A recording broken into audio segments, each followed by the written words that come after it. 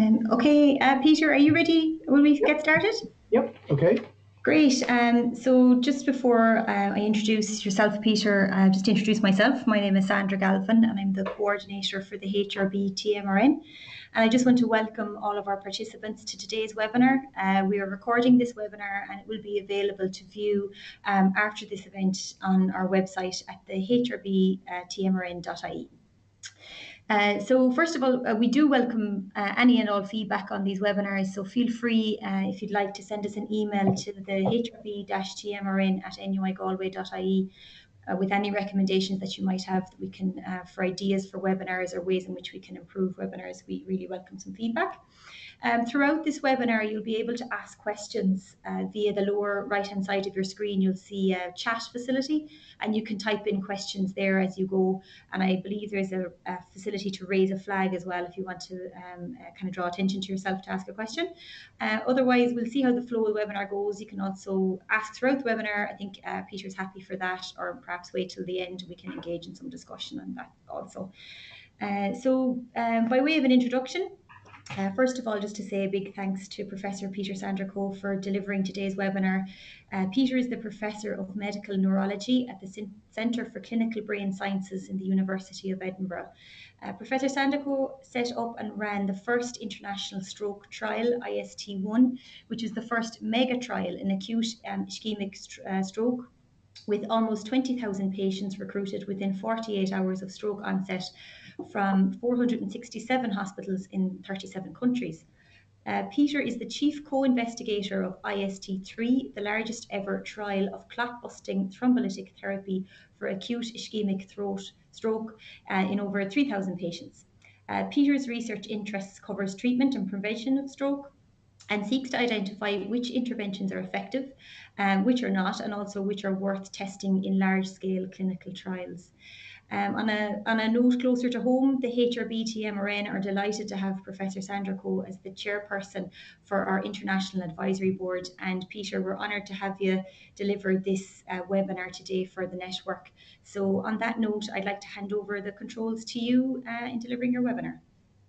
Okay. Firstly, apologies that I appear to be through a glass darkly on the screen. It's just the lighting in this room is very difficult to get right for webcams. I guess the first question you might reasonably ask yourself is, what on earth is a neurologist doing talking about data monitoring committees, and aren't they largely to do with statistics?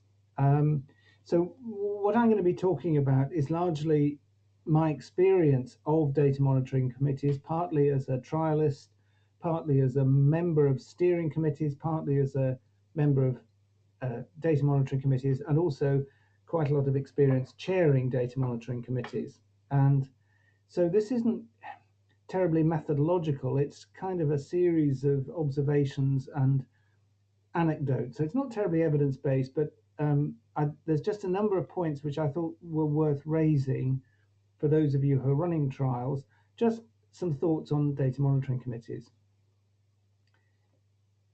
Why do we need a talk on data monitoring committees? Well, I think DMCs are a pretty important part of clinical trials, and it's becoming obvious that the responsibilities placed on data monitoring committees are changing and by and large increasing. The trials environment is changing very rapidly, and there are a number of people who are concerned, myself included, that there is possibly a shortage of suitably qualified people to serve on data monitoring committees who've got the right skills and experience.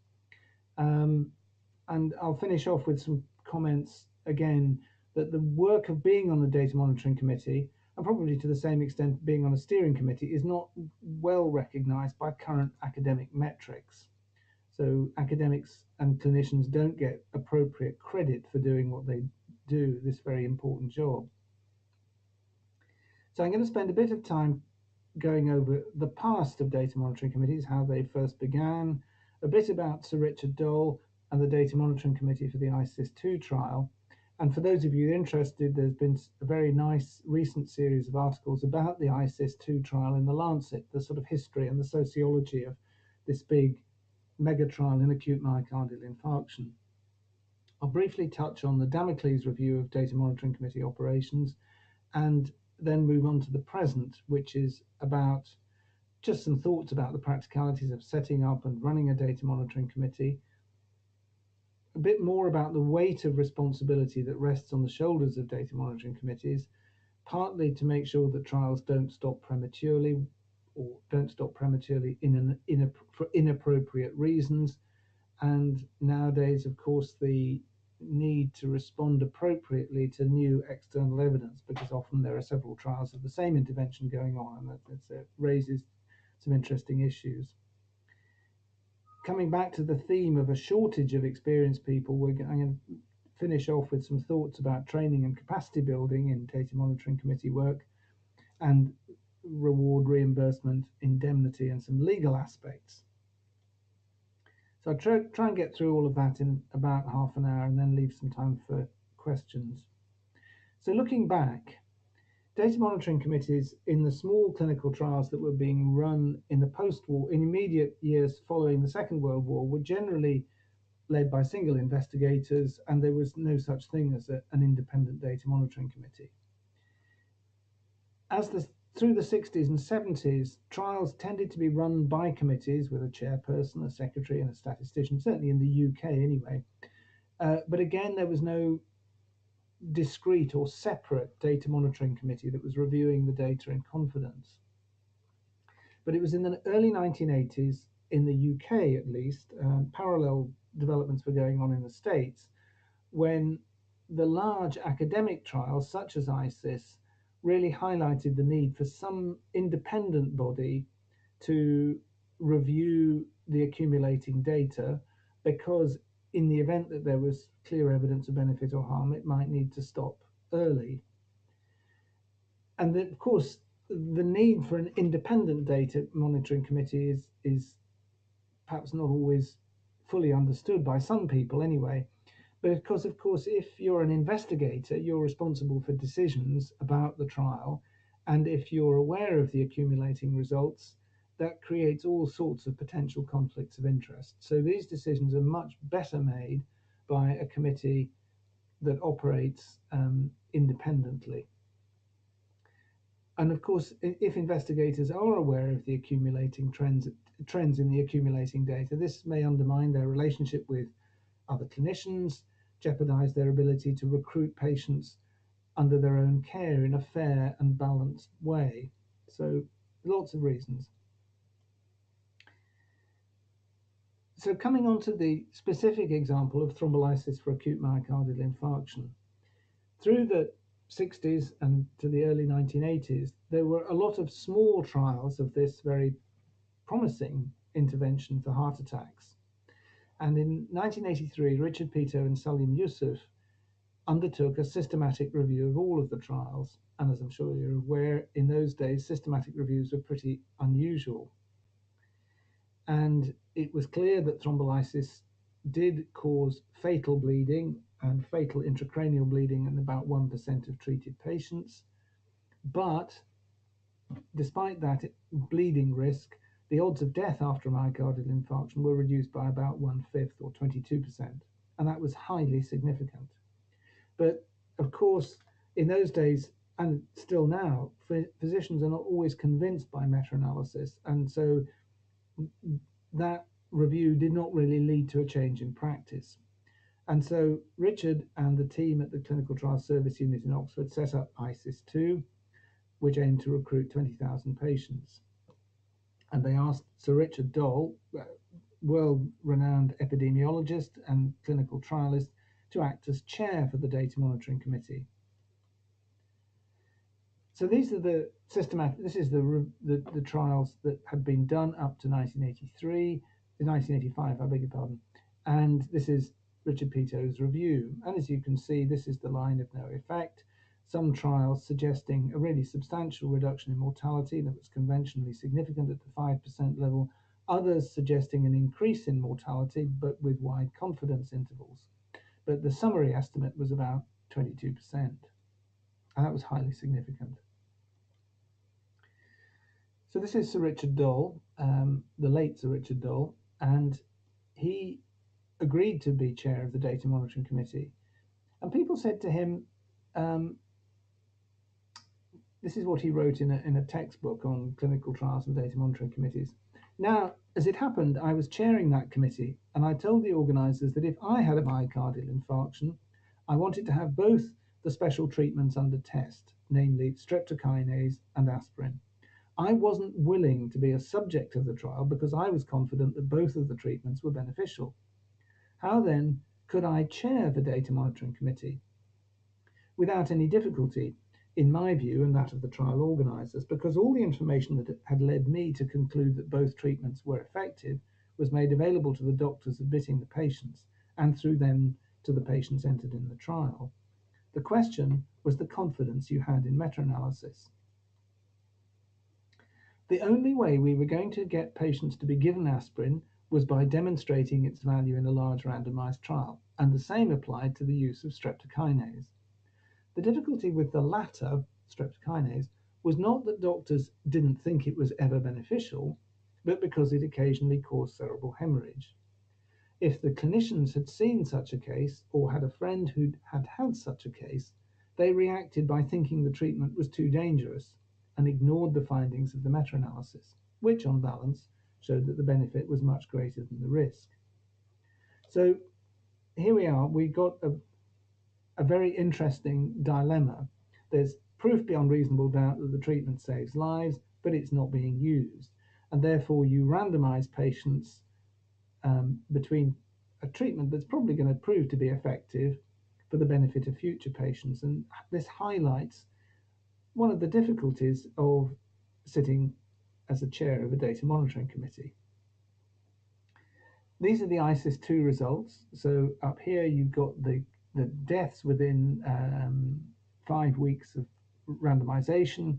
So it was 13% dead with no aspirin and no streptokinase. With streptokinase, that was reduced by about 2%, pretty much as expected. And the surprise was that aspirin had about the same absolute effect. And the combination of the two was associated with an overall quite substantial 4.5% reduction in deaths within the first 5 weeks. So powerful, powerful result that exactly matched what had been shown from the meta-analysis. And what really mattered was the impact this had on the clinical practice. And this is the Trent region of the UK. And you can see that before ISIS and the companion trial GC in Italy, which was open, not placebo-controlled like ISIS-2, and was rather smaller, but both trials together showed very similar results. Huge impact on the use of thrombolysis among patients with acute myocardial infarction. It was sort of almost overnight change in clinical practice as a result of that trial. So if you like, that justifies what some might have regarded as an ethically questionable decision to do the trial, was that it changed practice and it saved lives. There's an interesting side discussion about the ISIS-2 ethical dimension, because North America was supposed to recruit a large number of patients, and because their informed consent materials ran to 10 pages and detailed every possible hazard of treatment and was a bit brief about the risks, a bit the benefits, and was even greater, gave more detail about the ways that you could sue your doctor. America recruited the USA, I should say, recruited very few patients. And that delayed getting the ISIS result because it slowed recruitment. And Rory Collins subsequently calculated that probably had the Americans recruited, not had that very burdensome informed consent procedure, which was quite inappropriate for these patients who were unwell, in pain, just been given an opiate analgesia, and were in fear of their lives because they'd just been told they'd had a heart attack. You know, informed consent under those circumstances has got to be humane and fairly short and simple. And so the slow recruitment in America, because of the burdensome informed consent that everybody had to sign, they didn't recruit. Rory calculated that had they recruited at the same rate as the rest of the world, the trial would have finished about 6 months earlier. And during that 6 months, widespread use of thrombolysis might have saved 6,000 lives. So that the ethics of all of this is very interesting, but that's another story. So data monitoring committees are there as an independent group to review the accumulating data and to advise the steering committee. And over the years that followed, it became clear that there was some variation in the customs and practice of data monitoring committees, and their rules of engagement varied. And so Adrian Grant was commissioned by the Health Technology Assessment Programme to prepare a report with a number of other major trials in clinical figures from clinical trials. So Adrian Grant from Aberdeen, Doug Altman, Dr. Babiker from London, Martin Campbell, Janet Derbyshire, Diana Elborn, Max Palmer, Stuart Pocock, David Spiegelhalter, Matt Sides. So really names that will be familiar to many of you, put together this absolutely vital report. And if ever any of you works on or has to chair a data monitoring committee, this I think is compulsory reading. It's a classic text, and it's available free through the HTA website.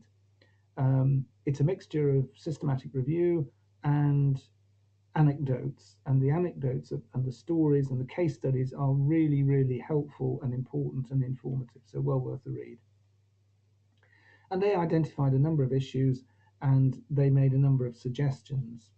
And as I say, it's well worth. So now, in the light of that, and in the light of other developments in clinical trials and the European Clinical Trials Directive and research governance frameworks and so on, data monitoring committees look very different than they did in the 1980s. And so the accepted structure of trial oversight committees is that there's usually a trial management group of a small number of individuals, chief investigator, trial manager, and others who are responsible for the day-to-day running of the trial. And then there's a trial steering committee, and in many government-funded trials, that trial steering committee will include independent members who are not part of the trial team, and their roles are overall supervision of recruitment, data quality, decisions to halt recruitment, because it's the trial steering committee which has that executive function of actually stopping recruitment, dealing with publications, and dealing with the various other bodies. And the data monitoring committee has an advisory role. Now, in North America, and particularly with NINDS and government-funded trials, the data monitoring, or DSMBs, have a somewhat different role, and they may have some executive function, but for now we'll just talk about what I call the European model, which is that the data monitoring committee advises the trial steering committee. Interestingly, in the case of ISIS 2, when proof beyond reasonable doubt emerged that for patients treated within 6 hours of the onset of chest pain, there was clear reduction in mortality, the steering committee decided not to halt recruitment. They decided that it was important to go on and continue recruiting to answer the question about other later treatment. So just highlights how that relationship is advisory, not executive. The number of people on a data monitoring committee varies enormously and will clearly depend on all sorts of things.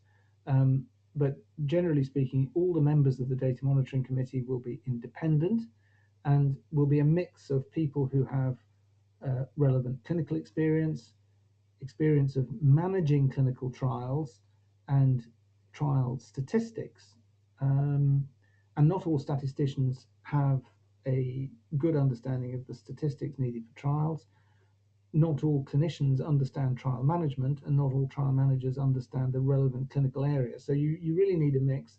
And then you need a chairman who is has what I call chairmanship skills, which I'll come back to in a moment, to actually make the group dynamic of the committee and its workings actually effective, and that doesn't always happen.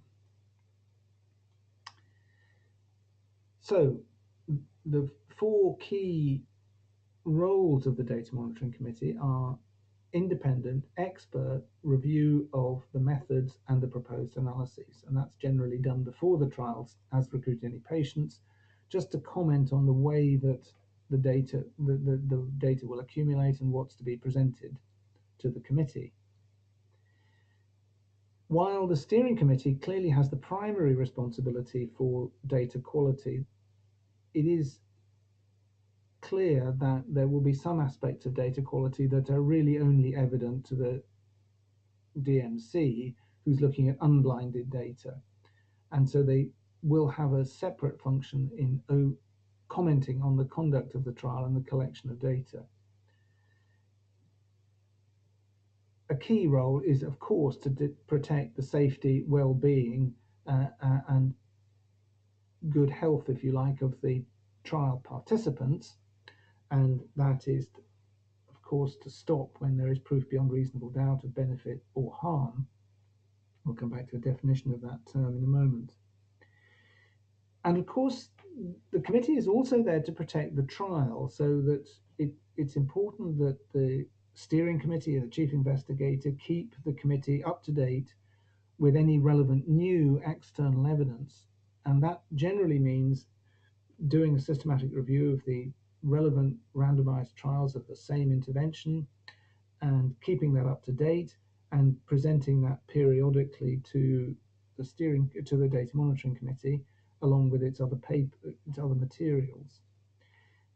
And of course, in any trial, the data monitoring committee is there to respond to the concerns of the general public, trial participants, other clinicians, regulators, sponsors, and so on. Now, generally speaking, the DMC may make very little comment about these things, but it has a duty to respond to them. And I'll explain in a moment what sort of responses it might provide. So, having thought about the roles of a DMC, do all trials need a DMC? Well, again, it's going to depend very much on what stage of the intervention development, whether it's a drug or some other kind of non-drug intervention. But the elements in deciding whether a trial needs a DMC are set out in the Damocles report. But whichever way you look at it, the expanding number of trials of very diverse interventions that are currently happening is certainly increasing the demand for people to serve on data monitoring committees. And the need for and the constitution of DMCs for all new trials has therefore to be based on a risk assessment, because you need to assess the risks of the trial, the institutional risks of the institutions supporting the trials, and view those risks within a relevant regulatory framework. Obviously, if it's a stem cell treatment or a surgical treatment or a new drug, the regulatory framework is going to be a bit different, and that will also govern what sort of data monitoring committee and what kind of independent oversight is required. So, I mean, and this is from my experience, I think if one's going to set up a data monitoring committee, membership is absolutely crucial. You need people who as a chief investigator, I would only put my trial data in the hands of somebody I know and trust, whose track record I understand, and who I feel has got wise judgment, and also put together a group of people who can operate as a committee. I'll come back to that point in a moment. And of course, once you've chosen the people that you will trust, and of course they can't be close friends, they can't be collaborators, they've got to be people who are independent and are seen externally to be independent. And you have to specify now quite a lot about how they're going to operate in terms of reference, stopping rules, simple things like having contact details, so if there is some crisis and you can then get hold of everybody quickly. Putting forward a schedule of meetings for the DMC to consider with the steering committee and the data team, working out how you're going to communicate with the steering committee, how you're going to communicate with the trial team, and at the beginning and periodically double checking that there are no conflicts of interests. And for many trials now, there is also a need to consider indemnifying the DMC members against current or future liabilities related to the trial. You need to think about frequency, when can you schedule a meeting before any data have accumulated, and roughly how often will they need to meet in response to accumulating data. There's always a discussion about should these meetings be face-to-face or should they be via teleconference, and by and large my own preference is that at least the first meeting is face-to-face if humanly possible, but for international trials that's not always possible, but it does help to kind of gel the committee and get everyone to know each other and make eye contact and shake hands and sort of make sure that everybody knows where everyone is, how people are going to react. So an initial meeting by face-to-face, preferably, subsequent meetings by teleconference, provided they're well organized, and if there are major decisions to be made, for example, there's a planned interim analysis or you're going to cross a threshold for consideration of stopping for futility, those really important meetings where major decisions to recommend suspension of recruitment or termination of recruitment are much easier to handle. You can have a much better discussion if they're face-to-face. One detail, and again, I have to sign up to making a complete mess of this as a chief investigator myself. I made a complete mess of the first data monitoring committee for IST, this trial with 20,000 patients, because I thought that the trial administrator knew how to organize a data monitoring committee, and I thought it was all sort of fairly self-evident. Never having done it myself, I just sort of thought, well, that's fairly straightforward. And of course, as you just heard, it isn't. And it was a bit of a mess, but fortunately the chairman was very experienced and talked people through, and the trial continued. But that was a very embarrassing moment when the chairman told me about it, and it's made me vow that really it is the chief investigator's responsibility to be very careful that each DMC meeting is immaculately planned and goes ahead according to schedule, and works with the trial manager and the chair of the data monitoring committee to get everybody on the teleconference or at the meeting on time with the right papers and knowing the current sort of background to the trial. Stopping rules. Well, of course, the idea of stopping rules is that you design them so that the trial doesn't stop until it's reached its planned sample size.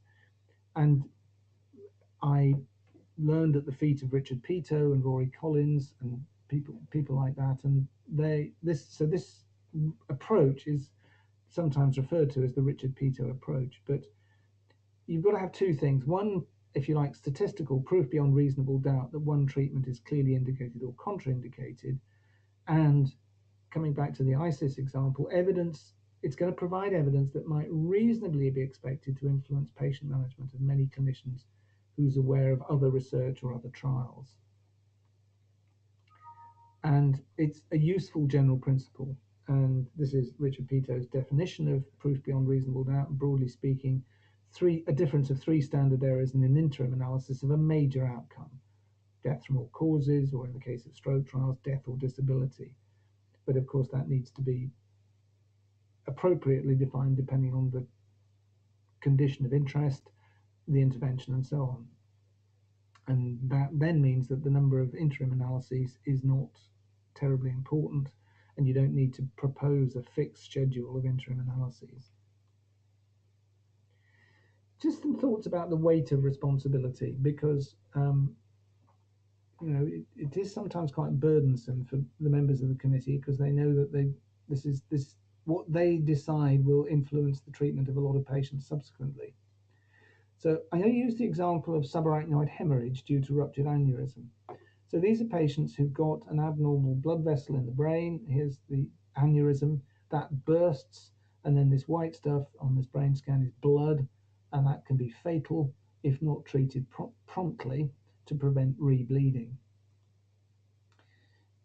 In 1994, an Italian radiologist invented a coil that could be delivered endovascularly, i.e. through an artery, and didn't require the standard neurosurgical procedure, which involved taking the skull off and clipping the artery, which of course has quite a morbidity attached with it. This appeared to be a much lower morbidity procedure. However, because people thought this newfangled technology was really sexy and easy to use, lots of people used it without knowing whether it did more good than harm. And so within just under 10 years, over 100,000 patients had been treated with endovascular therapy without grade 1 randomized controlled trial evidence. So it was chaos. And so a neurosurgeon in Oxford, Richard Kerr, and a neuroradiologist, Andy Molyneux, decided that they would do a trial, ISAT, which would compare endovascular coiling. So here's an aneurysm in the brain it's been treated and it's full of platinum coils. And here's an artery that's been treated with the conventional clipping method. And the trial was designed to compare two treatment policies, endovascular versus conventional surgery. They started in 1994 when this treatment was started to be introduced, so they were early into the introduction of this technology, and they thought they would need between 2,500 and 3,000 patients to get 90% power.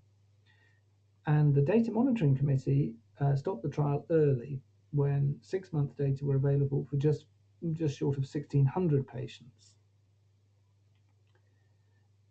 And the recruitment was halted but after Charles Warlow, who was the chair of the Data Monitoring Committee, released the data on the proportion of patients, not who were dead from all causes, but who were dead or dependent. In other words, people who've either died or need help in everyday activities because their intracranial hemorrhage was so disabling. So among those who had conventional neurosurgical treatment, 30.6 did badly, were dead or disabled, compared among those treated with endovascular treatment, a substantial, nearly 7% reduction, at 70 per 1,000, avoiding death or dependency as a result of endovascular treatment, and that was highly significant.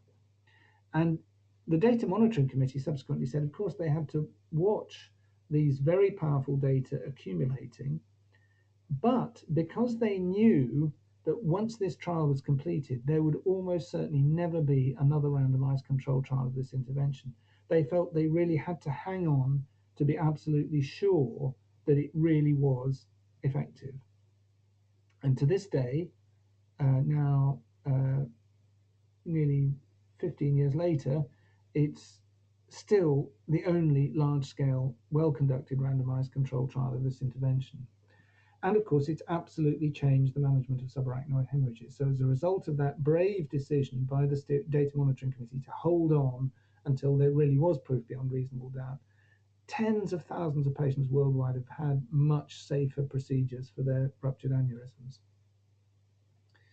I'll now move on to another more complex example of where external evidence came available and could have stopped the trial prematurely, which would have been very unfortunate. So in the context of heart disease and stroke, lowering blood cholesterol by whatever means possible appears to reduce the risk of strokes and heart attacks. And adding the drug ezetimibe to simvastatin, a standard cholesterol lowering drug, was an important question to answer, whether it reduced strokes and heart attacks and whether it stopped other cardiovascular complications. So the SEAS trial was a comparison of ezetimibe plus simvastatin versus placebo in patients with symptomatic aortic stenosis. So that's narrowing of the main heart valve, which might have been reduced by this treatment. And I had a phone call because I was chair of another committee called SEARCH, testing the same combination in patients with kidney disease. And the chairman of the SEAS trial steering committee phoned me up and said, Peter, we're going to publish a paper in the New England Journal showing that in this trial, the SEAS trial, there's an excess of cancers with this drug combination, 105 versus 70, which is conventionally significant. And out there are a number of people who are very critical of statins in general. Some people are very critical of drug trials. And if this is not handled correctly, ezetimibe there may just be a media storm about this, and this will completely wreck any ongoing trials, including your own, because this result might have been just due to the play of chance. Search was comparing the same intervention in patients with kidney disease, and at the time this happened, blinded follow-up was still ongoing. So what to do? And I discussed this with the statistician for search, which, sorry, it's not search, it's Sharp. Dear, oh dear, sorry, I put the wrong thing in there. Anyway, it's Sharp. So the Sharp trial, I should say, was, Richard said, well, there's another trial called Improve It going on. Why don't we do an individual patient data meta-analysis of these two trials without unblinding them? So we'll need to get the Improve It team, led by Jean Braunwald at Harvard, and the Sharp team, led by Colin Bagent in Oxford, to agree that these data can be pooled in confidence to test this hypothesis. So if you like, the SEAS trial is a hypothesis generating trial. And here's the analyses that Richard did. So with SEAS, looking at the years of exposure to this treatment, if it were true that the combination was causing cancer, you would expect a gradient of increasing risk with increasing duration of exposure, but that wasn't the case. So the two trials, Sharp and Improve It, were combined without unblinding, and so that you could look at what was available in terms of cancer from these two trials, and it was clear from those two trials that there was no excess of cancers in the accumulating data, and the number of cancers was far greater in these trials than just the small number in those two trials, the SEAS trial. So the outcome was that it was reassuring, and that meta-analysis was published together in the New England Journal with the SEAS paper, and a major media storm was averted. And so patients already on ezetimibe for other reasons could go on taking it without worrying about a cancer risk. The ongoing trials were able to go to completion. Sharp reported its results in 2011. Improve It continued to recruit to 18,000 and reported in 2015. And both trials confirmed benefit, reduced cardiovascular events with no excess of cancers in the final results tables. So that was an interesting way of getting around external evidence potentially causing a big problem for both trials. And just a few thoughts about the future before I close. As I said, these are some of the greats who I was enormously fortunate to know and to serve on data monitoring committees with. And it struck me that, I learned about data monitoring committees, as it were, by apprenticeship, on the job. I haven't had no formal training. I've just done reading and listening to these folks talking and thinking about it and, running my own trials. And I'm aware that we need to give that same experience to the next generation of people who might be prepared to carry the burden of responsibility on data monitoring committees. So I have looked rather informally to see what training is available. And the answer is there isn't a lot of formal training available. There's an online module in North America, and that's the link to it. You can go through a few e-learning pages there and get yourself a certificate to say you've had some basic training in what it is to be on a DSMB. There's been a recent course run in London on being a member of a data monitoring committee. There was a course in Cardiff, I'll give you the URL for that, last year, where you can look at some slides on the web. And as I said, one option would be to have data monitoring committees invite people under strict confidentiality rules to be observers, to watch the procedures of a committee and listen to the deliberations to get a feel for how they actually work. And there's some text, which I'll give some references to at the end, the Damocles report and a couple of textbooks. But that's all I'm aware of. I mean, there needs to be more, and it's an issue which needs to be tackled. Excuse me. Then, of course, we have this question I've alluded to already of what you might call committee dynamics. And there are some very interesting examples in the Damocles report of dysfunctional committees where the chairman is completely dominant and doesn't listen to discussion, or the people don't contribute to the discussions or don't share their thoughts. There, of course, so that's group dynamic. There are others are that, and this has been again an unfortunate personal experience, that within a trial, the trial management team may change. And some trials I've been on, they've been through 3 or 4 statisticians working on the trial, and so it's been a bit of a learning curve for the statistician each time to get up to speed with what the DMC needs. And information may not be passed on. And again, if the trial manager or the data manager goes on sick leave or maternity leave, this can cause real problems for the data monitoring committee to get the data in the right format and reliable. Unfortunately, there are also cases where the chief investigator or the trial steering committee don't respond to questions or comments or concerns, and that then places the DMC in a very difficult position, because they have these responsibilities which they cannot discharge because the trial management group or the chief investigator aren't doing what they're meant to do. I'll come on to the question of academic credit in a moment, but certainly for many trials involving anything with commercial potential, indemnity is important, and so trial investigators need to make sure that whatever insurance they've got for the trial indemnifies the members of the data monitoring committee for their work. Often data monitoring committees will be issued a contract by the host organization if it's an academic trial, or the sponsor if it's not a financial sponsor, if it's a pharma trial, and you need to look at these pretty carefully. Reimbursement, well, people do a lot of work on this, and sometimes that people are prepared to do it for nothing, but increasingly I think there is a need to consider reimbursement at least, and certainly refund any expenses. I'll come on to the other 2 points in a moment. So with group dynamic, essentially you've got a group of people sitting around a table or sitting at a teleconference, and immediately somebody doesn't join the teleconference, or they can't hear properly, or English is not their first language, and so it's difficult for them to participate and engage in the discussion.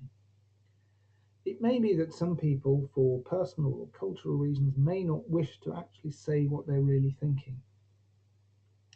And so a chairman has to be sensitive to that and really does need to make sure that he or she has elicited the opinions of all of the members, and that any decisions made by the committee really are committee decisions, like in the British government, decisions by cabinet, not by a dictator.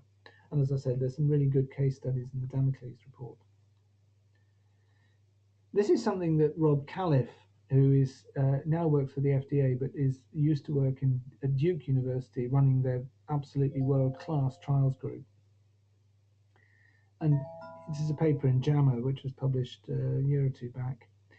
So he points out that the attributes of DSMBs are they're absolutely fundamental to the integrity of the clinical trial conduct, extraordinary responsibility with major implications, often unrecognized, high-level complex skill set and qualifications required to serve on the DMC, and, as I said earlier, increasing need for more DSMBs, yet lack of planning on both sides of the Atlantic to really address that shortage or that increasing demand.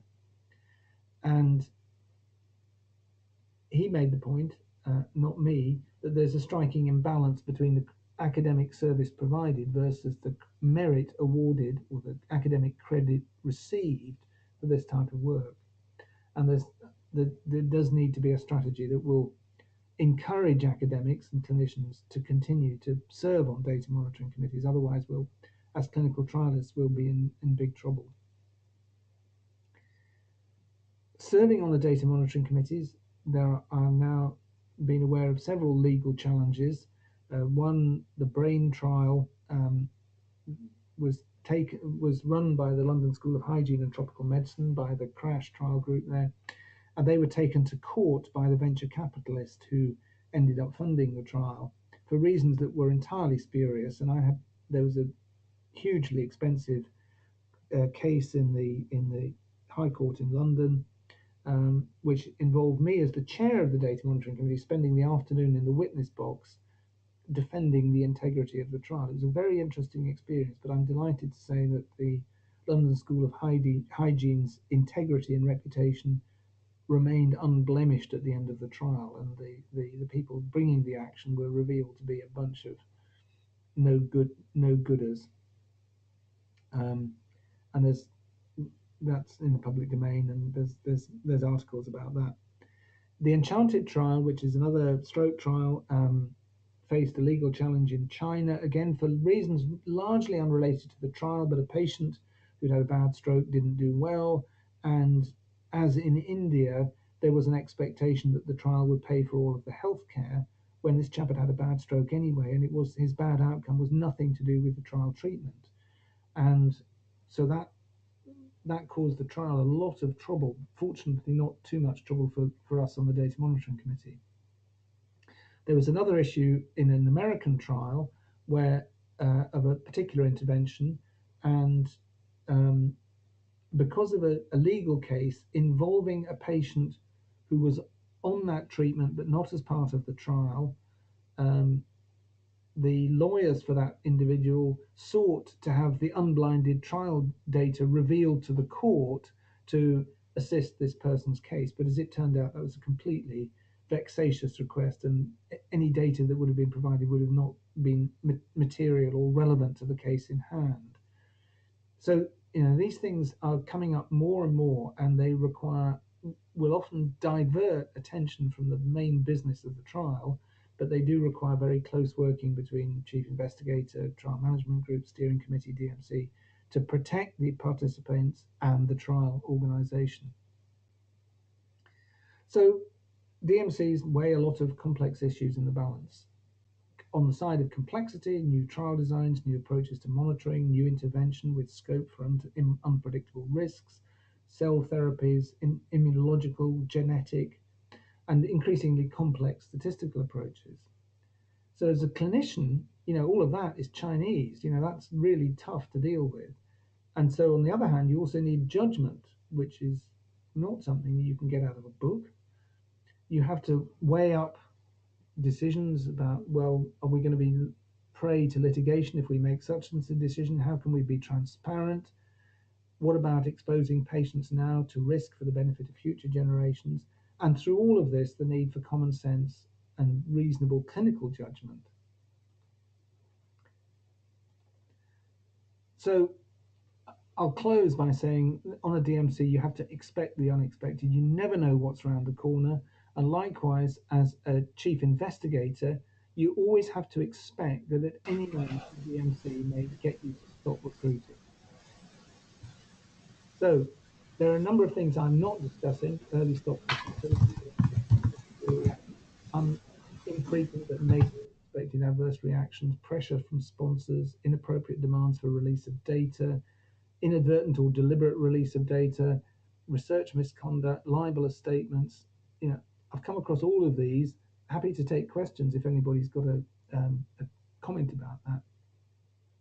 Some useful reading, and because the slides will be online afterwards, you could come back to those. And so that's some summary thoughts, but it's 10 to 4, and I should probably stop talking. Great, thanks, Peter. That was fantastic. I mean, that was such an interesting overview, particularly how the impact of external evidence and the impact that can have on an ongoing trial for the DMC. It certainly really raises, in my view, anyway, the importance of a good DMC for an ongoing clinical trial. So if anybody has any questions, if they'd like to type them in the chat, the group chat box in the lower right hand side of your screen. They can do so now, and I'll pose the questions to Professor Sandercock. Peter, just on my own interest, I mean, you know, it's a pity about, as you say, the lack of academic credit that people get for participating in a DMC. In your own experience, is it difficult to get people involved, to get people on board on a DMC for a trial? Well, it's easy to get relatively inexperienced people. Yeah.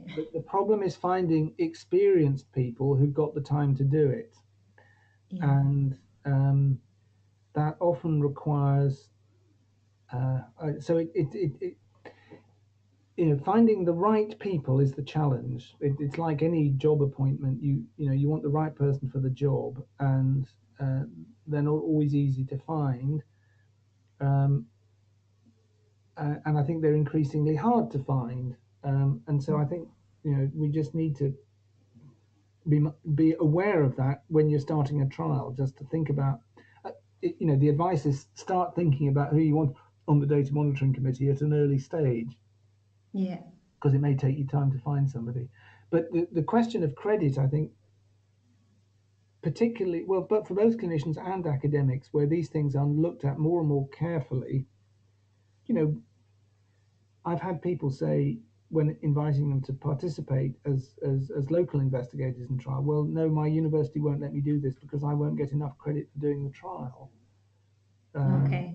And so, you know, it's happening already. Now, obviously, you know, it will depend very much on the individuals, but it would be great if this could be tackled. Yeah, great. Thanks for that. And I suppose I was just wondering, I think you mentioned there about with the people who maybe would be interested in getting involved in a data monitoring committee, but with the potential for them to go and maybe see how one works. I think you mentioned that. I'm just wondering issues around that. I think that's a very good idea, and certainly I've got a colleague here in Edinburgh, and because I serve on a couple of data monitoring committees, I asked the steering committee of the trial whether it could join us as an observer, and that was agreed. And so for the last few data monitoring committees, he's sat in and listened to them, and that is now starting to happen with other trials. So at least it's a sort of, you know, some kind of, if you like, apprenticeship, and I think other trials groups are doing that. Yeah, no, I think that would be really worthwhile. I don't think we've any other questions coming in from the participants. So perhaps on that note, we'll leave it there, Peter, as I know you have another appointment at 4. Yep. I just want to say thanks again for your participation. That was a really interesting webinar. And as I mentioned earlier, this will be available to view online so people can see the slides and hear your words of wisdom on this topic. So again, on that note, just thanks very much to everyone for joining us, and thanks to you. Have a great evening. Thank you.